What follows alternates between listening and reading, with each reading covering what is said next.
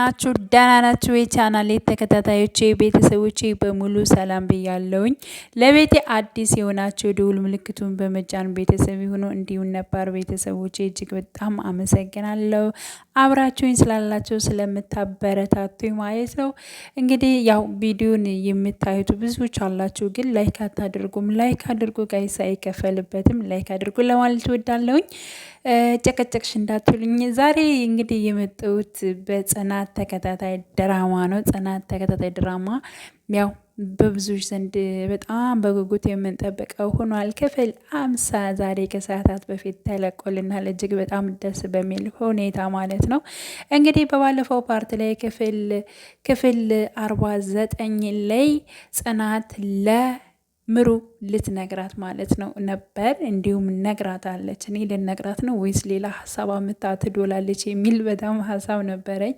ግን ደግሞ አስረድታታለች ማለት ነው፣ ነግራታለች። ግን ጽናትን በመጀመሪያ እንግዲህ ምሩን አስጠንቅቃታለች። ምክንያቱም ይህን ነገር እምነግርሽ ግን እኔ የወሰንኩትን ውሳኔ ግን በምንም ታምን ልታስቀይርኝ አችም። በቃ ነገሩን እነግርሻለሁ፣ ግን በሀሳቤና በውሳኔ ላይ ግን ጣልቃ አትገቢም፣ ልታስቀይርኝም አቼም ብላ እንግዲህ አስጠንቅቃት ነበር ምሩ ማለት ነው።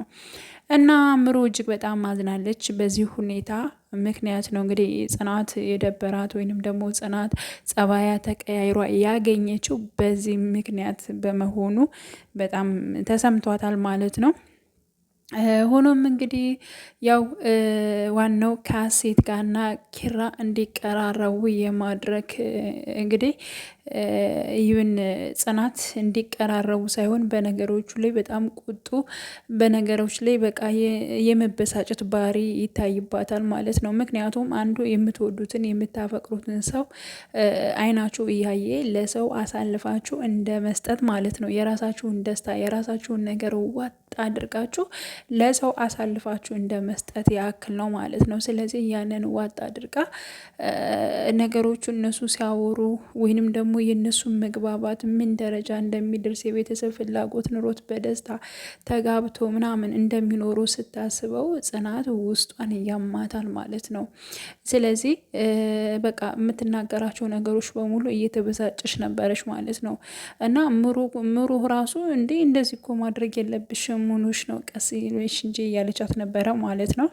እንግዲህ ያው ዋናው ኪራና እንዲሁም ሀሴት እየተቀራረቡ መጥቷል። ሀሴት በነገራችን ላይ በጣም ግልጽ ልጅ ነች ማለት ነው። ጥሩ ጸባይንም አይቼባታለሁ ማለት ነው። ልክ እንደ ጽናት ማለት ነው። ያው እንደ ጽናት እንትን ባትሆንም እንግዲህ ቀጣዩን አብረን የምናይ ይሆናል ማለት ነው። ስለዚህ የእሷን የነበረችበትን ሁኔታ ለኪራ እያስረዳች፣ ኪራም እንግዲህ ሲበሳጭ ምን ሲል ደግሞ ወደ እሷም እየሄደ ብቻ ግን በተለያዩ ቃላቶችን በመስጠት ሁለታቸውም ይተጋገዛሉ ማለት ነው። እንዲሁም ምሩ ደግሞ እውነትም ሀሴት ስትስቅ ታምራለች፣ ኪራ ያልከው እውነትክን ነው በማለት እንግዲህ ከአጠገብ ላይ ተናግራለች ማለት ነው። ሀሴትም እጅግ በጣም ደስ ብሏታል። የምርሽን ነው እሱ እንደዚህ ብሏል? ለምሳሌ ሀሴት ስትስቅ ያምርባታል ብሎ ነግረሻል ወይ በማለት እንግዲህ ምሩን ጠይቃት ነበር። አዎ ያወራል እንደዚህ ነግሮኛል ብላ እንግዲህ እሷም ደስ ብሏታል ማለት ነው። እና ኪራና ጽናትም አሁንም እንግዲህ በፉክክር ላይ ናላቸው።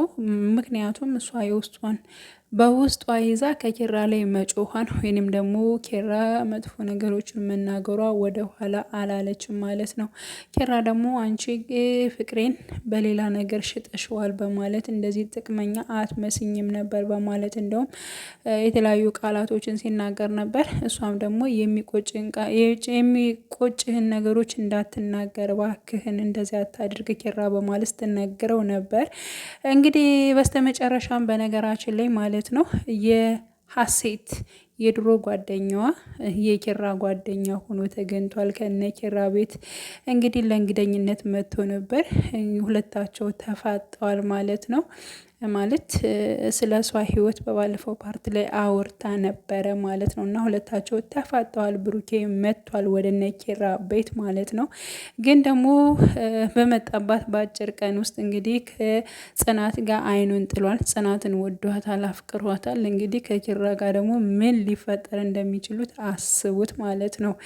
እና ያው ምሩና ናሆሜ የራሱን ችሎ ወጥቷል። ስለዚህ አብረው ይኖራሉ የሚል ሀሳብ ነው ያለኝ። እንግዲህ ቀጣይ በጉጉት ሁላችን የምንጠብቅ ይሆናል ማለት ነው ውድ ቤተሰቦቼ።